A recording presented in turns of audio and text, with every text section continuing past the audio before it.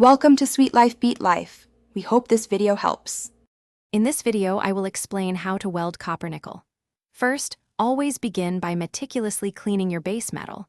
Remove any oils, dirt, or oxides using a wire brush or grinder, followed by a solvent wipe. Next, prepare your joint edges. A 60 to 70 degree bevel is often ideal for achieving full penetration welds. Finally, ensure a precise fit-up and use small, strong tack welds to hold your pieces securely in place before you start the main weld.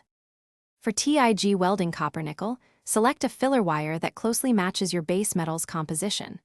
Pure argon is the preferred shielding gas, typically flowing at 15 to 25 cubic feet per hour to protect the weld pool. Use direct current electrode negative, or DCEN, with a thoriated or lanthanated tungsten electrode. Maintain a short arc length and a consistent travel speed to control heat input and prevent porosity, ensuring a strong, clean weld. When MIG welding copper nickel, choose a wire electrode, often 0.035 or 0.045 inches in diameter, that matches your material. An argon-helium mix, such as 75% argon and 25% helium, is excellent for better penetration and fluidity.